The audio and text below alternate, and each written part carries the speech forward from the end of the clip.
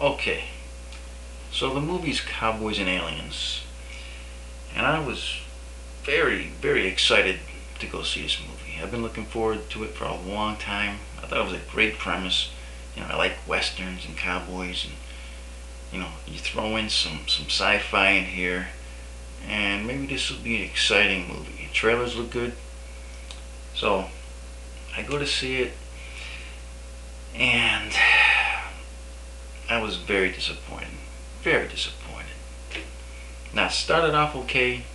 You got Daniel Craig here, and he's in the West, and he rides into town, and he's acting cool and tough, and you know, he, the people are after him, and it's just cool, right?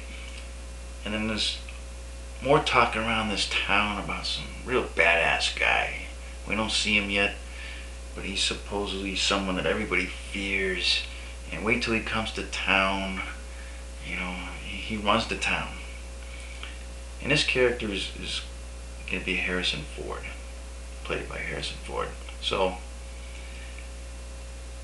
we meet Harrison Ford, and I'm sorry, but Harrison Ford is a wimp in this movie. And he just becomes more of a marshmallow as the movie goes on. So, I thought that at first there might be some good conflicts between Craig and Harrison Ford, but that's not going to go anywhere. Even Craig starts acting like a marshmallow as the movie goes on. But fairly short into the movie, the aliens come, and the movie gets really bad. I mean, these aliens, first of all, I don't know what you can do with aliens in movies anymore. They're not very interesting. Okay? What can you do with them? There's no human element to these aliens. We haven't seen anything like that since E.T. And if you had some good alien movies like Aliens, where do you go from now? What can you go from there? It's downhill. I mean, they're running out of ideas. There's no imagination with aliens anymore. They're not interesting. They're these funny, dirty-looking creatures who cause destruction. And there's no difference with these aliens in this movie. They're going around. They come for gold. Gold has value to them, so they're there to steal the gold. And they're also abducting people. They're lassoing them from the air with their spaceships and just pulling them through the air. And this doesn't even kill the humans. It's just incredible. I mean, there's nothing really believable here. It's just, not that it has to be totally believable, but there has to be some seriousness to this. Otherwise, why are we paying attention? Okay? And the characters we don't care about, because their characters are just changing as the movie's going along. There's no consistency with these characters. They're one way and then they're acting another way. So you can't develop any kind of relationship with these characters. You can't get emotional about them because they're all over the place. So any of these characters could have got killed and I wouldn't have cared. You just cannot get into these characters.